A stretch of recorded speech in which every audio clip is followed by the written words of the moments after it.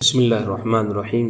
مسلم شریف کتاب الحیض کی حدیث نمبر 728 سے 728 ہے۔ حضرت ابو ہریرہ رضی اللہ تعالیٰ عنہ بیان کرتے ہیں کہ مدینہ کے کسی راستے میں ان کی نبی کریم صلی اللہ علیہ وآلہ وسلم سے اس حال میں ملاقات ہوئی کہ وہ جنبی تھے۔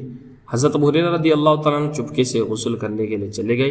نبی کریم صلی اللہ علیہ وآلہ وسلم نے ان کو تلاش کیا۔ جب ابو ہریرہ آئے تو آپ نے پوچھا، اے ابو ہریرہ تم کہاں تھے؟ انہوں نے عرض کیا، یا رسول اللہ صلی اللہ علیہ وآلہ وسلم جب آپ نے مجھ سے ملاقات کی اس وقت میں جنبی تھا، میں نے اس حالت میں آپ کے ساتھ بلا غسل رہنا ناپسند سمجھا۔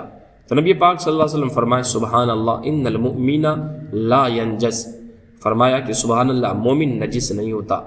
دوسری حدیث جو حدیث نمبر 729 ہے 729 ہے، حضرت حذیفہ رضی اللہ عنہ بیان کرتے ہیں کہ ان کی رسول اللہ صلی اللہ علیہ وسلم سے اس حالت میں ملاقات ہوئی، اس حال میں ملاقات ہوئی کہ وہ جنبی تھے۔ وہ رسول اللہ صلی اللہ علیہ وسلم سے الگ ہو کر غسل کرنے چلے گئے۔ جب وہ رسول اللہ صلی اللہ علیہ وسلم کی خدمت میں غسل کر کے حاضر ہوئے تو بطور عذر عرض کیا کہ میں جنبی تھا، تو نبی پاک صلی اللہ علیہ وسلم فرمایا، ان المسلم لا ینجس، کہ فرمایا کہ مومن جو ہے مسلمان نجس نہیں ہوتا۔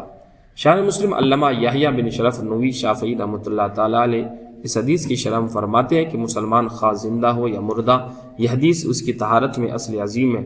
زندہ مسلمان کی طہارت پر مسلمانوں کا اجماع ہے، حتیٰ کہ پیٹ کا بچہ جو اس کی ماں سے ساقط ہو جائے اور اس پر فرج کی رطوبت لگی ہوئی ہے وہ بھی طاہر ہے، یہ زندہ مسلمان کا حکم ہے۔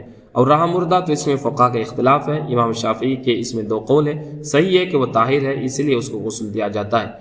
امام بخاری نے حضرت ابن عباس سے تعلیقاً روایت کیا ہے کہ مسلم نجس نہیں ہوتا، خواہ زندہ ہو یا مردہ، اور کافر کے متعلق فقہاء شافعیہ اور جمہور کا مسلک یہ ہے کہ وہ مسلمان کے حکم میں ہے، یعنی وہ بھی پاک ہے خواہ زندہ ہو یا مردہ۔ اور قرآن مجید میں جو ہے ان المشرکون نجس، کہ مشرکین نجس ہے، اس سے ان کے اعتقاد کی نجاست مراد ہے، یہ مراد نہیں ہے کہ اس کے اعضاء بول و براز کی طرح نجس ہے۔ اور جس ہو گیا کہ آدمی طاہر ہے خواہ مسلم ہو یا کافر تو اس کا پسینہ، لعاب اور آنسو بھی پاک ہے، لہٰذا مشرکین کے کپڑوں سے نماز پڑھنا جائز ہے اور کسی مائع چیز کو ان کے ساتھ تناول کرنا جائز ہے۔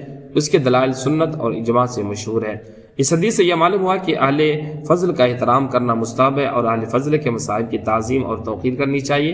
فقہاء نے کہا کہ طالب علم کے لیے مستحب یہ ہے وہ اپنے شیخ کے پاس سب سے اچھے لباس اور سب سے بہتر حیت میں حاضر ہو، جن والوں کو کاٹنا چاہیے وہ کٹے ہوئے ہوں، ناخن کٹے ہوئے ہوں، اور بدبودار اور ناپسندیدہ لباس سے پاک ہو، کیونکہ اس میں علم اور علماء کا احترام ہے۔